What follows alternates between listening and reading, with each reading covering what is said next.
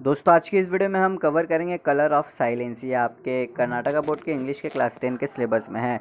तो इसे मैं स्टार्ट करूंगा उससे पहले मैं आपको एक इन्फॉर्मेशन दे दूं कि मैं आपके सिलेबस को कंप्लीट कर रहा हूं और अब तक तो मैंने बहुत सारे चैप्टर्स के ऊपर ऑलरेडी वीडियोस बना लिए हैं। यदि आपने उन सभी चैप्टर के वीडियोज़ को अब तक नहीं देखा तो ऊपर एक आई बटन होगा, आप सिंपली उसमें क्लिक करें, आपको सभी चैप्टर के वीडियोज़ मिल जाएंगे। और आप हमारे चैनल को भी सब्सक्राइब कर दें क्योंकि आगे मैं जब भी आपके सिलेबस से रिलेटेड वीडियोस बनाऊंगा तो वो आपके पास पहुंच जाएगा। तो चलिए अब चैप्टर को स्टार्ट करते हैं। तो इस कहानी का हीरो है सतीश गुजरल। दोस्तों ये एक रियल इंसिडेंट के ऊपर बेस्ड है, यानी कि ये एक सच्ची कहानी है। और ये जो कहानी है ये कहानी हमें प्रूफ करेगी that physical disability is no longer barrier to success. यानी कि अगर आपके बॉडी पार्ट्स कुछ ख़राब है, यानी कि आपके बॉडी में कोई भी फिज़िकल डैमेज है, तो ये आपको आपके सफलता से नहीं रोक सकती। तो यही कहानी है इस सतीश की। ये सतीश 8 साल का है और आज ये स्कूल नहीं गया है। तो इसका एक दोस्त है जिसका नाम है सुरेंद्र, वो इससे मिलने के लिए आया है ताकि ये पता कर सके कि सतीश ने आज एब्सेंट क्यों किया। यहाँ पर सुरेंद्र सतीश से 3 बार पूछता है कि तुम्हें क्या हुआ, लेकिन सतीश सही से नहीं सुन पाता। आखिर में सतीश कहता है कि ये अच्छा फील नहीं कर रहा है। सुरेंद्र बहुत ही कंसर्न है, यानी कि बहुत ही परेशान है इसके हाल को लेकर। ये पूछता है कि तुम्हें हुआ क्या है, रीज़न तो बताओ। तो सतीश कहता है कि मुझे रीज़न तो नहीं पता, लेकिन हाँ मेरा जो सर है ना वो बहुत ही दर्द कर रहा था और मुझे अंधेरा अंधेरा और बहुत ही साइलेंट सा एटमॉस्फेयर लग रहा था। अब ये सतीश सुरेंद्र से पूछता है कि तुम क्यों इतना धीरे बोल रहे हो। तो इससे सुरेंद्र को समझ में आता है कि ज़रूर सतीश सही से नहीं सुन पा रहा है, means he lose his hearing. अब यहाँ पर स्टोरी में हमें पता चलता है कि पिछले साल सतीश कश्मीर गया था अपने भाई और अपने फादर के साथ, और कैसे ना कैसे कर कर वो एक रिवर में गिर गया, जिससे क्या होता है इसका जो लेग है वो इंजर्ड हो जाता है, इसके सर में भी चोट लगता है, ये बहुत ही बुरे तरीके से इंजर्ड होता है। तो उस इंसिडेंट के बाद इसका ऑपरेशन होता है और इसका जो लेग्स है वो ठीक तो हो जाता है, लेकिन ये कमज़ोरी रहते हैं। अब यहाँ सुरेंद्र सतीश से पूछता है कि कल तुम स्कूल आओगे या नहीं। सतीश अपना हेड को शुक यानी कि शेक हिलाता है और सुरेंद्र अब यहाँ से चले जाता है। अब सुरेंद्र यहाँ से जा चुका है। सतीश के सर में बहुत ही प्रेशर पड़ रहा है।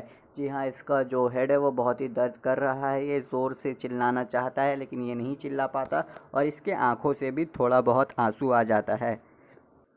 हमें यहाँ पर ये भी पता चलता है कि ये जो हाल अभी है सतीश को, ये इसलिए है क्योंकि जब इसका एक्सीडेंट हुआ था उस वक्त जो टैबलेट इसने खाया था, जो भी मेडिसिन इसने लिए थे वो उतना सही नहीं था। उन सभी के वजह से ये सब हो रहा है। अब सतीश अपने स्कूल में अटेंडेंस सही से नहीं देता, बहुत सारा एब्सेंट है इसके डायरी पर, तो इसलिए स्कूल वाले इसे नहीं रखते। और सतीश के फादर अब सतीश को कन्विंस करते हैं कि तुम न्यू स्कूल चले जाओ, लेकिन सतीश नहीं जाता है क्योंकि ये नए बच्चों से घुल मिल नहीं पाता है, इसे बहुत सारे प्रॉब्लम है इसीलिए। लेकिन लास्ट में ये जो सतीश है ये रेडी हो जाता है न्यू स्कूल को ज्वाइन करने के लिए। यहाँ पर मैं आपको सतीश के फादर का नाम बता दूँ, इनके फादर का नाम है अवतार नारायण या नारायण, आप कुछ भी कह सकते हो। तो यहाँ पर बहुत सारा प्रॉब्लम इन्हें फेस करना पड़ता है न्यू स्कूल को ढूंढने के लिए। कोई भी स्कूल इसे लेने के लिए रेडी नहीं है। सभी स्कूल कहते हैं कि हम नॉर्मल बॉयज़ को लेते हैं, एक फ़िज़िकल डैमेज बॉय को नहीं। यहाँ पर हमें बताया गया है कि सतीश का एक बड़ा भाई है जिसका नाम है इंदर। सतीश के जो फादर है वो सतीश के लिए बहुत सारे बुक्स लाते हैं। सतीश बुक को पढ़ना स्टार्ट कर देता है। He became a voracious reader, ये बहुत ही अच्छा रीडर बन जाता है।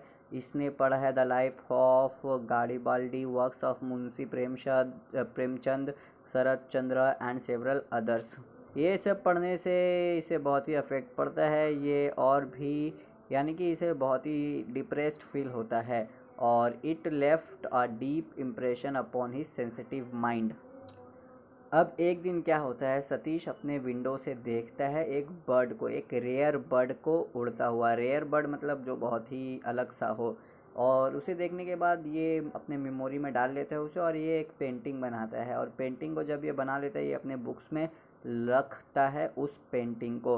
He was good at Urdu writing, ये उर्दू राइटिंग में तो अच्छा था ही, और अब इसे स्केच भी आ गया। स्केचिंग मीन्स वही पेंटिंग बनाना।